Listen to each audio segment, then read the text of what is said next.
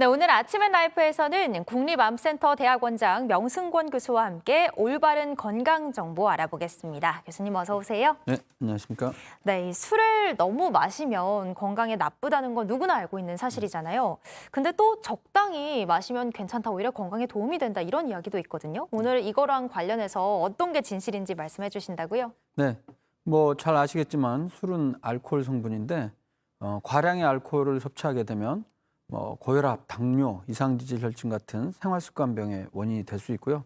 그것뿐만이 아니라 지방간염 혹은 기능성 위장장애, 과민성 대증증후군과 같은 질환이 생길 수 있고, 더욱더 그 문제가 되는 거는 식도암, 위암, 대장암, 유방암 등의 암도 유발할 수 있기 때문에 과도한 음주는 피하는 것이 좋습니다.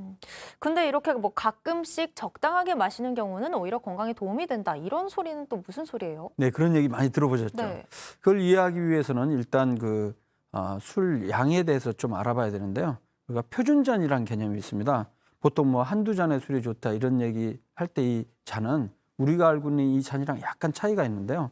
보통 의학적으로 사용하는 표준잔은 알코올 양이 12g에서 15g 정도 들어있는 양을 얘기합니다. 부피로 따지면 한 15ml 정도거든요. 그게 어느 정도일까요? 그게 이제 환산을 해보면 뭐 술, 맥주, 소주 여러 가지가 있는데, 맥주 같은 경우에는 355cc 대략 좀 작은 캔 있잖아요. 아, 네네. 그 한 캔의 그 알코올 도수가 4에서 5도 정도 되니까 그걸 환산을 해보면 그 안에 알코올량이 대략 12g 내외 정도가 들어가 있어요. 아하. 그러니까 맥주 같은 경우는 한 잔이다 그러면 1표준잔이 맥주 작은 한 캔, 막걸리 같은 경우는 한 사발, 그리고 뭐 와인 같은 경우에는 보통 와인은 한 3분의 1, 4분의 1 정도 보통 따르지 않습니까? 네. 그게 또 한 잔.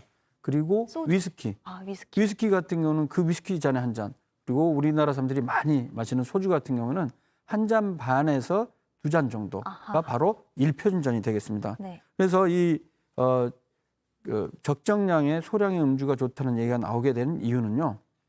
기존에 나온 연구 결과를 종합해 보니까 평소에 남자 같은 경우는 한 2표준잔, 여성의 경우는 1표준잔 정도 마시는 경우에는 전혀 술을 마시지 않는 사람에 비해서 심혈관 질환의 발생이 약 20% 정도 줄이는 거로 나타났기 때문이죠. 근데 문제는 여기에서 이 표준잔을 넘어가면서 뭐 3잔, 4잔으로 올라가면 이제 심혈관 질환의 위험성이 1.5배, 2배 이상 확 높아진다는 그런 연구 결과 때문에 이 표준잔의 개념이 나오게 된 겁니다. 아, 그렇군요. 다른 질환에 대해서는 어때요?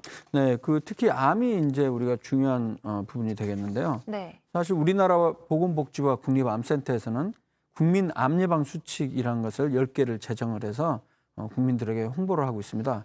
2016년 3월 이전까지는 술은 하루 2잔 정도 이내에 마시라, 이렇게 그래서 약간의 적정량의 가벼운 음주는 허용한 상태였거든요. 아, 네네. 근데 그 이후로 지금까지는 술은 암 예방 목적이라면 한 잔도 마시지 말라로 변경이 됐습니다.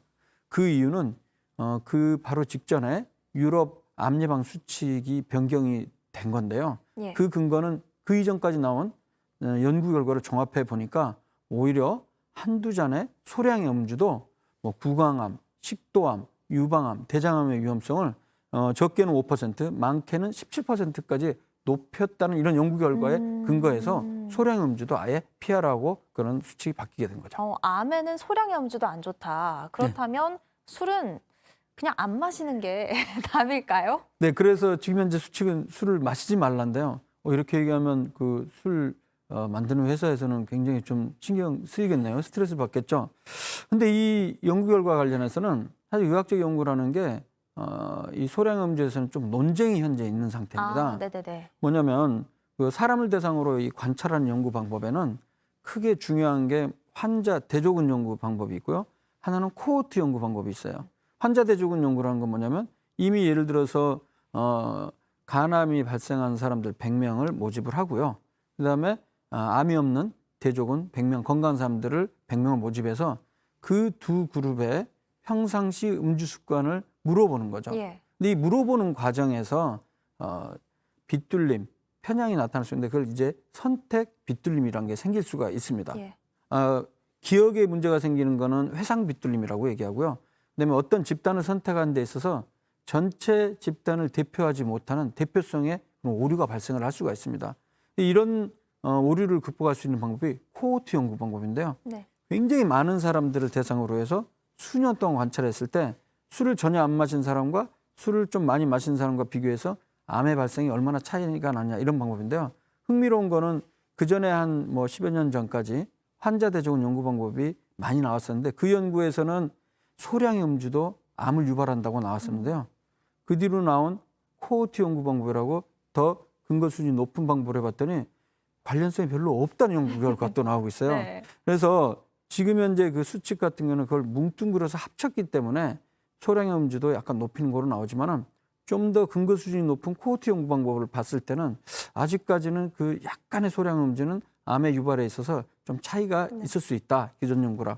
그래서 좀 논쟁이 되고 있습니다. 그래서 제가 최근에 코호트 연구 방법만을 다 종합해서 좀 더 근거 수준이 높은 연구 방법 모아서 한 50편 이상의 연구 방법을 종합해서 해보니까 그 결과는 한 잔 내의 음주는 전체적으로는 큰 위험성 높이지 않는데 네. 여성의 경우는 유방암을 조금 높이고요. 네. 남성은 대장암을 약간 높일 수 있기 때문에 네. 결론적으로 암 예방을 목적이라면 가능하면 술은 피하는 게 현재로서는 맞을 것 같습니다. 그리고 아무래도 조금만 마시는 게 불가능한 경우도 많기 때문에 최대한 자제를 하는 것도 답이 될 수 있을 것 같습니다. 그렇습니다. 말씀 잘 들었습니다. 지금까지 명승권 교수였습니다. 네.